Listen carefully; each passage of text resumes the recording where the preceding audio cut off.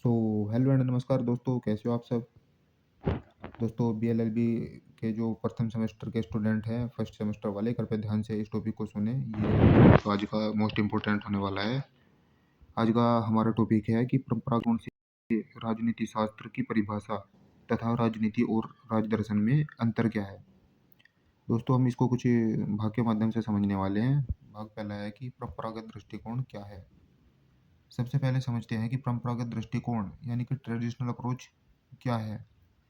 राजनीति शास्त्र का अध्ययन बहुत पुराना है। प्लेटो, अरस्तु, रूसो, होब्स, लोक, मिल, ये सभी दार्शनिक राजनीति को अच्छा शासन और न्यायपूर्ण राज्य के संदर्भ में समझते थे। दोस्तों उनका ध्यान मुख्यतः तीन बातों पर था। पहला है कि राज्य क्या है। दूसरा, सर्वश्रेष्ठ शासन प्रणाली कौन सी है। तीसरा है, शासन का उद्देश्य क्या होना चाहिए, न्याय, सुरक्षा या कल्याण। दोस्तों इसमें बताया गया है कि इसी सोच को जो परंपरागत दृष्टिकोण कहा जाता है, क्योंकि यह दोस्तों इसी सोच को परंपरागत दृष्टिकोण कहा जाता है क्योंकि यह राज्य और सरकार के अध्ययन चक्र पर केंद्रित है। दोस्तों इसका भाग दूसरा है कि इसमें बताया है परंपरागत दृष्टिकोण से राजनीति शास्त्र की परिभाषा किस प्रकार है, क्या है, परिभाषा क्या है। अब परिभाषा को आसान भाषा में समझते हैं। परंपरागत दृष्टिकोण के अनुसार राजनीति शास्त्र वह विज्ञान है जो राज्य, उसकी संरचना, उसके उद्देश्य, उसके अंग तथा शासन प्रणालियों का अध्ययन करता है। दोस्तों अरस्तु ने तो इसे मास्टर साइंस कहा है क्योंकि उनके अनुसार राजनीति समाज की हर गतिविधि को दिशा देता है। इस दृष्टिकोण में निम्न बातें मुख्यतः हैं।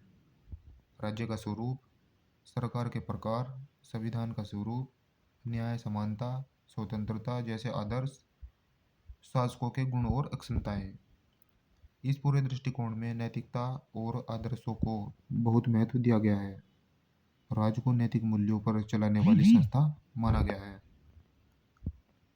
दोस्तों इसका भाग तीसरा है कि इसमें बताया है जो राजनीति पॉलिटिक्स है वो क्या है, क्या होती है। अब आते हैं सबसे पहले राजनीति। राजनीति पूरी तरह व्यवहारिक गतिविधि है। यह वास्तविक जीवन में शक्ति के उपयोग, निर्णयों, नीतियों और शासन से जुड़ा विषय है।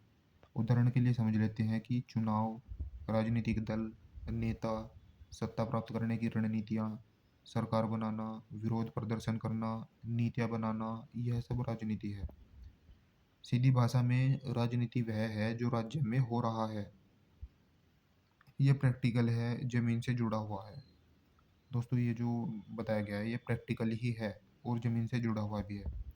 दोस्तों आइए देख लेते हैं जो इसका भाग चार है यानी कि राज दर्शन, पॉलिटिकल फिलोसफी क्या होती है। दूसरी ओर राज दर्शन या पॉलिटिकल फिलोसफी है वो क्या है, इसको समझ लेते हैं। यह राजनीति का दर्शन यानी कि राजनीति का आदर्श, नैतिक और दार्शनिक रूप है। यह पूछता है कि आदर्श राज्य क्या है, न्याय क्या है, स्वतंत्रता की सही परिभाषा क्या है, नागरिकों के अधिकार और कर्तव्य कैसे होने चाहिए, सर्वश्रेष्ठ शासन प्रणाली कौन सी है। दोस्तों इसमें बताया गया है कि जो प्लूटो प्लूटो का आदर्श राज्य है यानी कि रूसो का सामाजिक संविदा सिद्धांत, मील का स्वतंत्रता का सिद्धांत, ये सब राजदर्शन के अंतर्गत आते हैं। सीधी भाषा में हम समझें तो राजदर्शन वह बताता है कि राजनीति कैसी होनी चाहिए। दोस्तों इसका भाग पांचवा है कि राजनीति और राजदर्शन में क्या मुख्य अंतर क्या है, राजनीति और राजदर्शन में मुख्य अंतर। अब बहुत सरल और प्रभावी तरीके से समझते हैं। पहला है प्रकृति। राजनीति व्यवहारिक है, राजदर्शन सैद्धांतिक और नैतिक है। दोस्तों इसका उद्देश्य है पर्पस। राजनीति सत्ता प्राप्ति और शासन से जुड़ी हुई है। जो राजदर्शन है वो न्याय, स्वतंत्रता और आदर्श राज्य की खोज करता है। इसके मुख्य प्रश्न हैं कि राजनीति पूछती है किसके पास शक्ति है। दोस्तों राजनीति यह भी पूछती है कि जो शक्तियाँ हैं वो किसके पास हैं। राजदर्शन यह भी पूछता है कि शक्ति का उपयोग कैसे और क्यों किया जाना चाहिए। वास्तविकता वर्सेस आदर्श। राजनीति इक्वल्स टू वास्तविकता, राजनीति ही वास्तविकता है, और राजदर्शन इक्वल्स टू आदर्शों पर आधारित, यानी कि राजदर्शन आधारों पर आधारित होता है। दोस्तों इसके एग्जाम्पल हैं कि चुनाव दल जो होते हैं वो राजनीति ही है। न्याय समानता राजदर्शन है। दोस्तों हम अब इसका निष्कर्ष कंक्लूजन देख लेते हैं कि इसमें टोटल निष्कर्ष क्या निकलता है। दोस्तों अंत में बात यह है कि परंपरागत दृष्टिकोण राजनीति शास्त्र को राज्य और शासन के अध्ययन के रूप में देखता है। इसमें बहुत अधिक ध्यान दार्शनिक, नैतिक और मूल्यात्मक विषयों पर दिया गया। इसी अध्ययन से दो बड़े क्षेत्र बनते हैं। पहला है राजनीति, दूसरा है राजदर्शन। राजनीति यानी कि जो वास्तविक गतिविधि है, राजदर्शन यानी कि जो आदर्शों का अध्ययन करता है।